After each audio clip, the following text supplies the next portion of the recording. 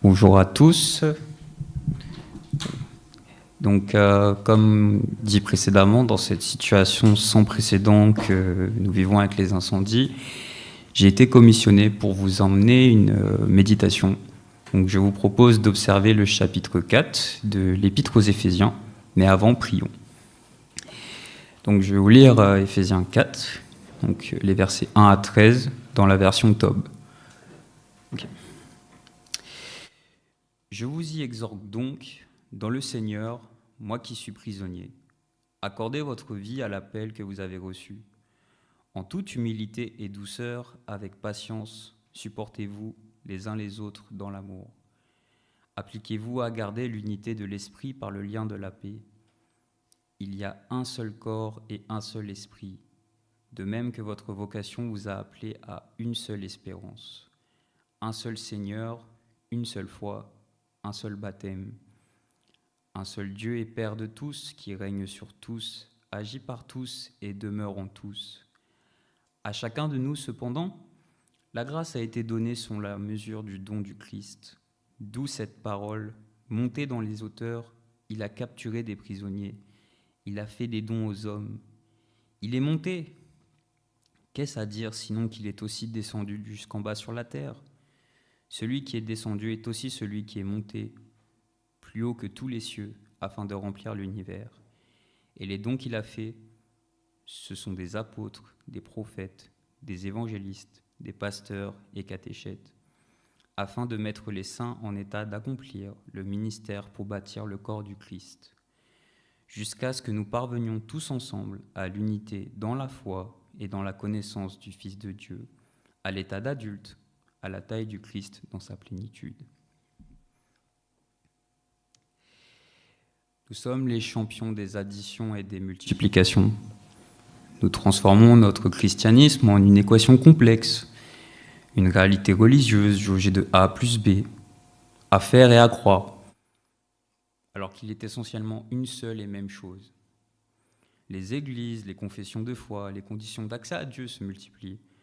Par nos calculs, le seul chemin qui mène au salut devient un véritable chemin de croix, un parcours du combattant. Mais Paul nous rassure ici. Ce chemin de croix a déjà été parcouru, et une bonne fois pour toutes, par le Seigneur Jésus-Christ. L'accès au salut est dégagé, libre, unique et le même pour tous. Donc ce passage est ici une lettre écrite de l'apôtre Paul lorsqu'il était en prison. Si son titre indique qu'elle s'adresse premièrement aux Éphésiens, elle s'adresse en vérité à tous, les chrétiens du temps de Paul, comme nous aussi ici présents aujourd'hui, et même au-delà. L'apôtre nous emmène à découvrir le plan de Dieu en nous édifiant de bien des manières. En effet, chacun des mots de Paul vise à nous motiver, nous fortifier malgré les situations. On peut afficher... Merci. Je vous y exhorte donc dans le Seigneur, moi qui suis prisonnier. Supportez-vous les uns les autres dans l'amour. Appliquez-vous à garder l'unité de l'esprit par le lien de la paix. On peut afficher du coup les... Pardon. Du coup... Merci. C'est bon. Donc il est tout de même fascinant de voir que, bien que Paul soit prisonnier, son regard demeure porté sur sa communauté, et il ne perd aucun mot pour remonter le moral de chacun. Ce statut angoissant, enfermé derrière des barreaux, ne l'empêche pas pourtant de garder la paix, ce lien si fort avec ses frères et sœurs de l'Église. Dans cette situation que nous vivons, que sont les incendies, ces mots nous encouragent à persévérer, soutenir, supporter et aimer afin de s'efforcer à conserver l'unité de la paix. Si Paul commence sa salutation avec des encouragements, il ne perd pas de temps par la suite à évoquer l'essentiel. On peut passer la prochaine. J'ai pas la main, désolé. Il y a un seul corps et un seul esprit, de même que votre vocation vous a appelé à une seule espérance, un seul Seigneur, une seule foi, un seul baptême, un seul Dieu et Père de tous, qui règne sur tous, agit par tous et demeure en tous.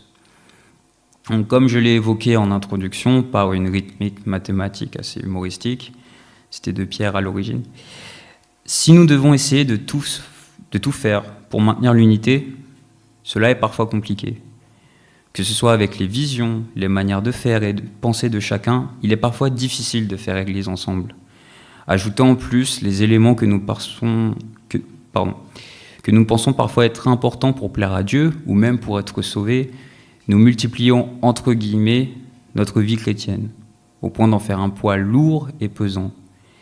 Ce poids s'intensifie davantage alors lorsqu'on regarde l'autre.